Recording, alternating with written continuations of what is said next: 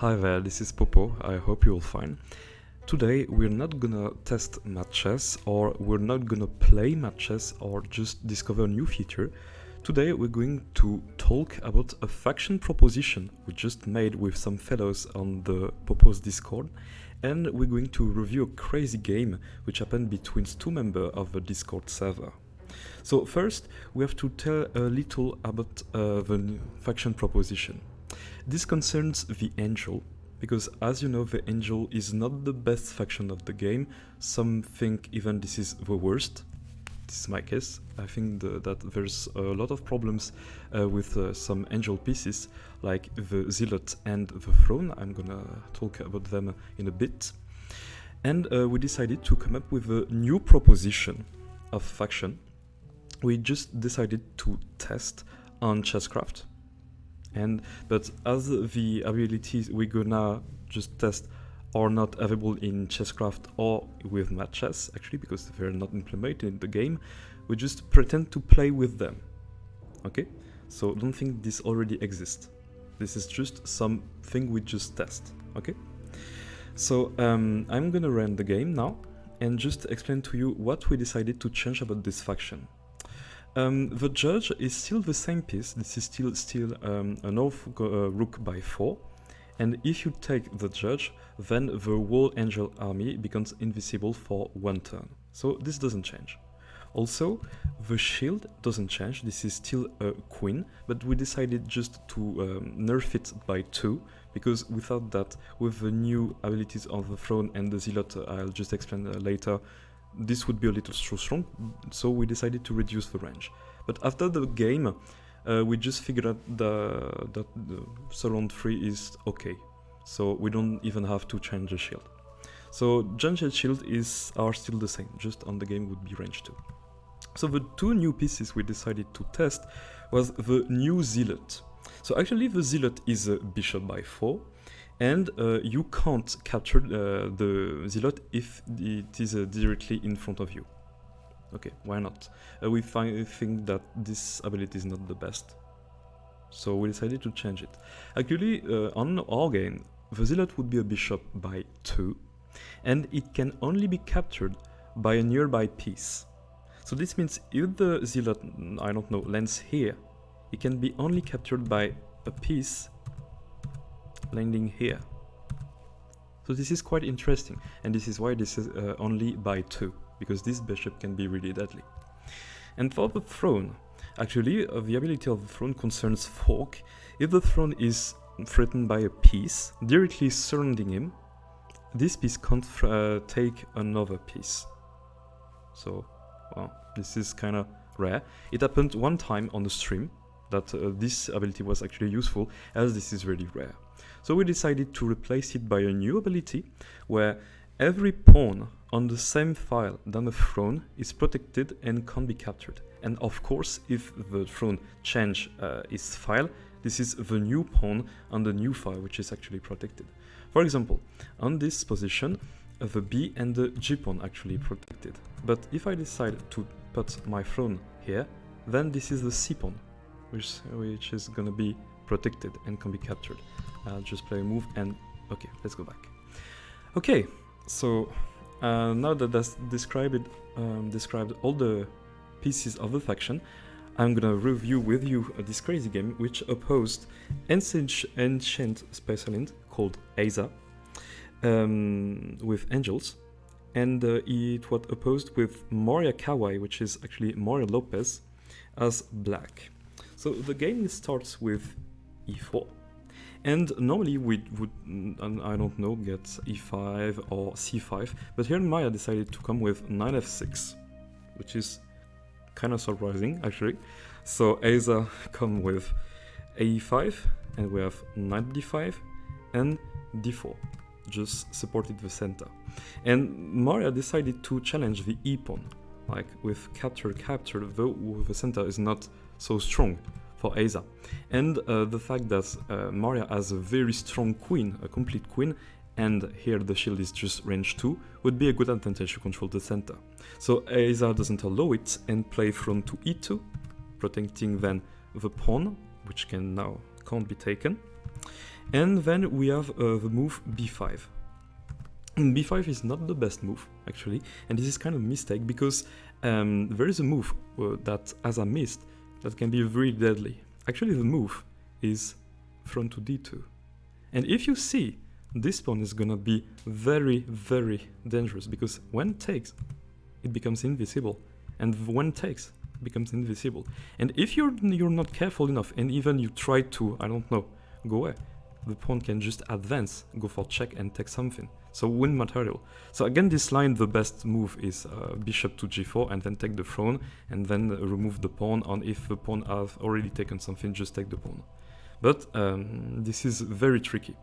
So as I didn't play this move actually and decided to go for another move, which is c4 actually.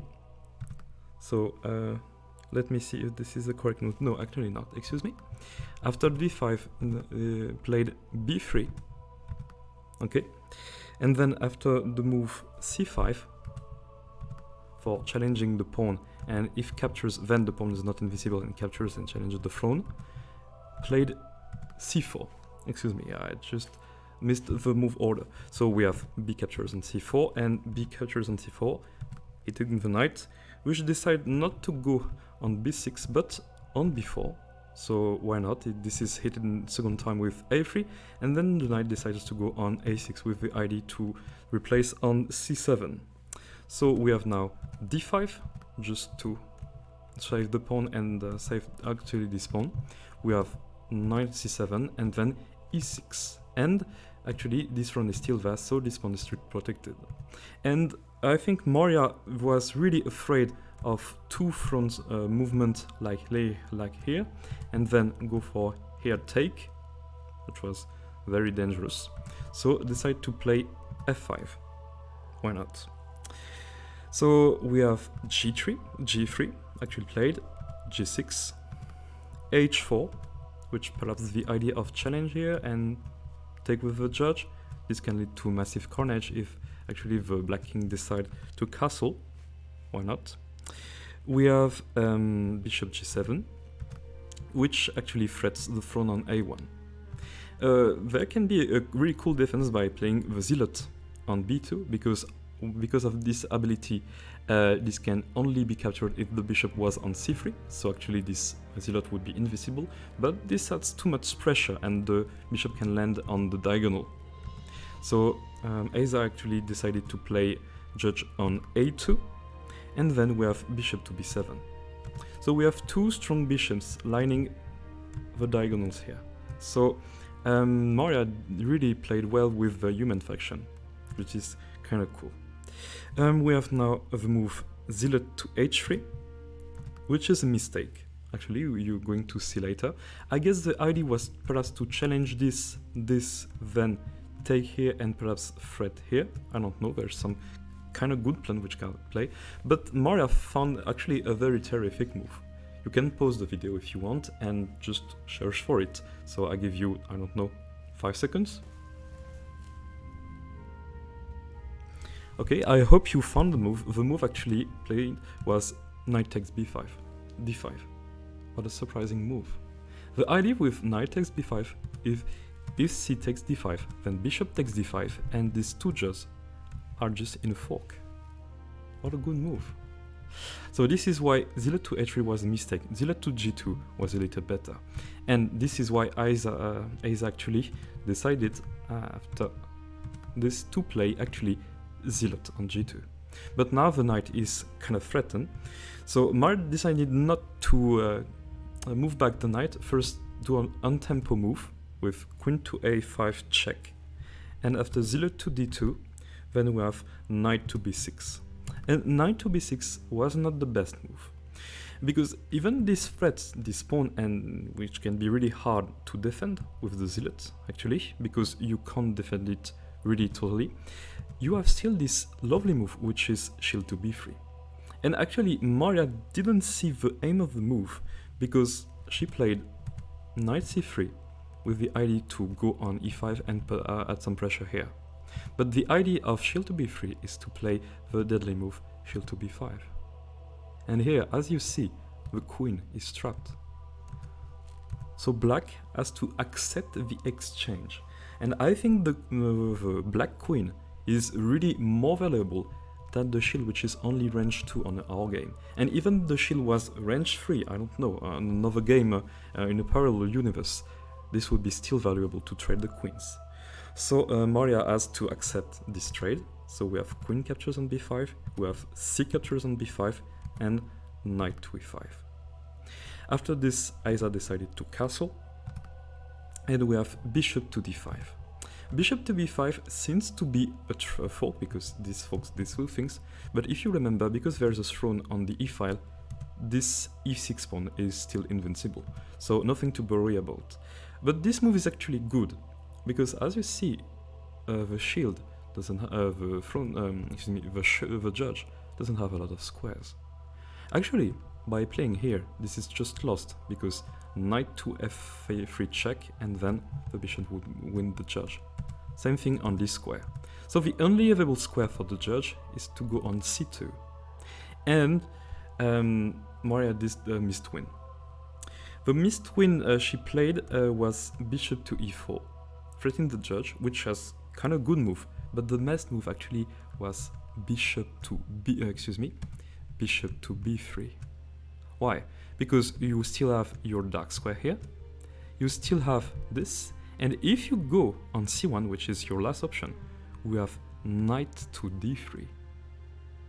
And as you see, with the bishop here, this square is occupied, this square is occupied, and this square is occupied. And even go here doesn't work, and go here doesn't work because the bishop is still in the way. So the judge would be completely trapped. Let me just show you the line. Here, here, and here. And as you see, controlled, controlled, controlled, controlled, controlled by the bishop, and controlled by the other bishop. So this would have been deadly, but Maria doesn't see it. So let me see, after judge to c2, Maria decided to play bishop to b4. This is actually almost the same idea, because we have the same thing with this, this, but with the high difference that there is a Zealot actually on g2. So Zealot captures on e4, and then e captures on e4. And now we have the move throne b to c3, if I remember well. Frantic the pawn actually on e4, so we have d5 on the board, played by Maria. And if you see the position, actually white is few pawns on the way, but they're not the best placed, and there is a very good pawn structure here on Maria. With two passed pawns we can lead to very hard damage, and the rook can really quickly go on the game. So this position is kind of tight. So we're going to see what actually Maria decided to play, and also Isa. Isa decided to go with Zealot to f4. Zealot to f4 is a kind of good move, because this threats to take the knight on e5, and if takes, the bishop can retake because of the ability of the Zealot. So Maria defends it with bishop to f6, and we have Zealot captures and bishop recaptures. So I guess the idea was to remove the knight, which could have really hardly messed with white field, I don't know. So you have only two thrones, which can be really deadly because of their ability on the endgame. So this is kind of good plan. But if you see, this pawn has an obstacle, this pawn has an obstacle, this pawn has an obstacle, also this one, the only which is not concerned is the f pawn, which has a line. So if you manage to place, I don't know, a throne on this square and advance this to f8, this can be a good plan. So I guess this is perhaps the plan of Isa, because after bishop takes c5, we have f4. And Maria sees it and decided to take en passant. So after judge takes to f4, seems like black is fine, kind of fine. So this is why we have the move d4, just here, threatening the throne. And here we have throne to e4. Okay, why not? Maria decided to castle, And here we have front to g5, because here the threat is to take the judge here. So front to g5 is kind of cool, and even if you try to deflect it, you have front to f7, which is always cool. So why not? This is a move. So Maria decided to play c4, aiming to go on d3 and fork actually these two pieces. So Aza doesn't allow it and go for judge to d2, and then you have rook a to d8, which is a mistake. Let's be honest. This is a mistake because white can have a good advantage and stop one of the pawns. The line goes with pawn to f7, which actually is played on the board, and after rook to d5, you can have pawn take. Here takes, and even this is threatened, you have the nice pawn takes e4, and then everything's protected, and you have removed one of the passed pawn on the board. But this is not found by Moria, which decided to, I don't know, which decided to just throw his bishop on the way and decide to play d3. This is actually almost the same idea, but there's a cool replacement, because after pawn to e5, c captures, d captures on d2, and judge on e2, rook d1 check, king to g2. Even if you can support with rook c8, now this pawn is kind of powerful and can go on a lot of square.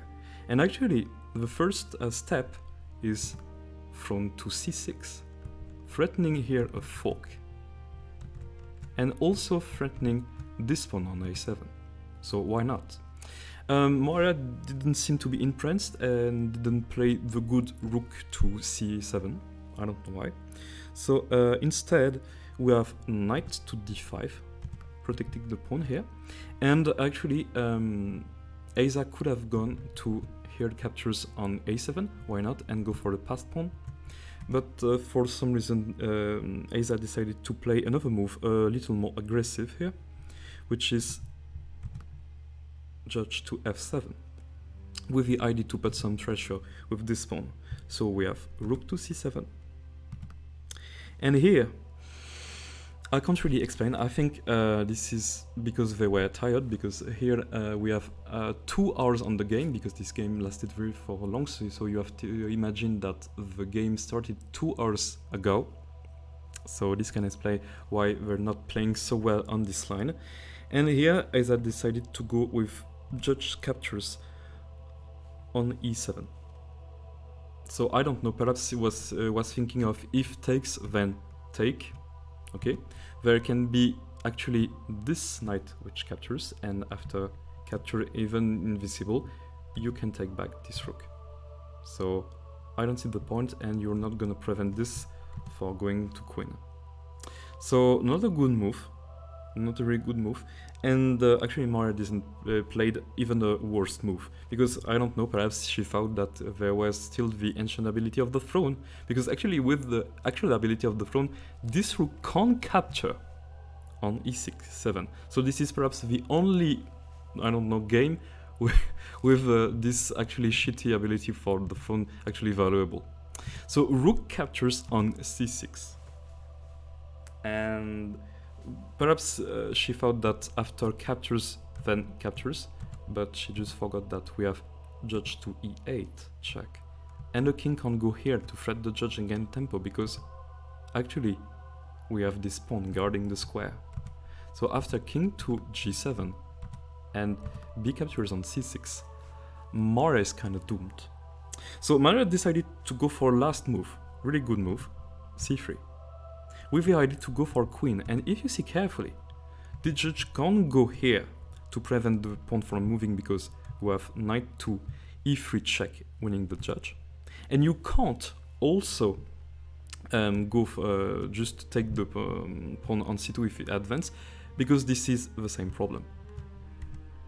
But actually there's still this lovely move, c7, which can be played on the board, but you only get a judge when Moria is gonna get the queen.